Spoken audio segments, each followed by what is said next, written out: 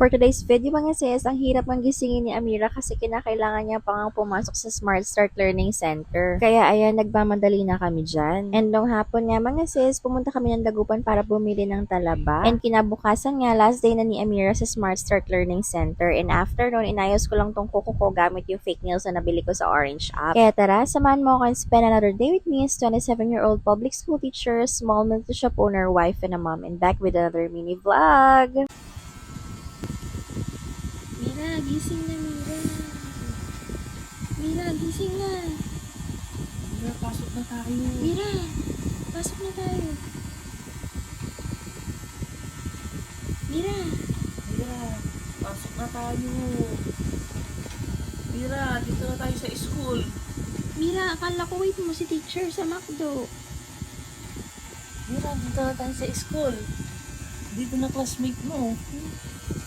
Second to the last day na nga ni Amira nito mga sis, pero ang hirap-hirap pa rin nga niyang gisingin. 9:30 na nga ata nung ginigising namin siya mga sis. Actually, ayoko na nga siyang papasukin nun. Kaso nga lang, next week nun ay kinakailangan ko lang pumasok. Kaya kinakailangan na rin niyang tapusin yung session niya sa Smart Start Learning Center. Pero kahit nga late nagising si auntie niyo, ayan, for the pasok pa rin siya. Syempre, nagpaiwan na nga si Amira sa loob kaya wala na akong clips niyan. And nung hapon nga, sabi ko sa asawa ko parang nag-crave ako ng talaba kaya for the go naman kami. Sabi ko nga ay kinakailangan ko ang sulitin ngayong bakasyon kasi hindi na nga ako masyadong makakakain ito kapag may pasok na. Delikado, charis. O diba, mag-August na nga mga sis, pero parang July 2 pa nga itong mga clips ko na ito. Kinabukasan nga ay last day na ni Amira sa Smart Start Learning Center. And wala na nga ako masyadong clips nun mga sis kasi nakalimutan ko. Pero sa pagkakaalala ko nga mga sis, since last day nga ni Amira, so parang graduation, gusto niya nga kumain sa may McDo kasi katabi nga lang nung center yung McDo. Kaya ayun, pinakain ko na nga lang si auntie ninyo. And nung hapon nga mga sis, naisipan kong ayusin tong kuko ko gamit yung fake nails na nabili ko sa Orange app. Kung napanood nyo nga yung unang video na paggawa nito mga sis, iba naman this time. Kasi gumamit nga ako ng mas matibay na mga materials. Kung nung nakaraan nga mga sis ay napaaray ako sa blower, ngayon hindi na, charis. Pero same step pa nga rin yan mga sis, kinakailangan mong i-nail file muna yung mga kuko mo and after nun, punasan mo ng wipes and ng tissue. So after mo nga sa first and second step mga sis, kunin mo na nga itong nail glue at bilog-bilogin mo sa kamay mo and after nun, ilalagay mo na siya sa may kuko mo. So kinakailangan bago ka kumuha ng nail glue sis, ay naisukat mo na nga yung mga nails na kakasya sa may kuko mo para hindi ka na mahirapan. And after nga nun, mag-timer ka lang siguro mga 60 seconds para itapat yung kuko mo dito sa UV lamp. So same procedure lang pala yan mga sis hanggang sa malagyan mo na lahat ng kuko mo. Actually, nung naglalagay nga ako nito mga sis at gusto kong tanggalin, hindi ko na siya matanggal for the tibay yarn. So, nakamura ako ng mga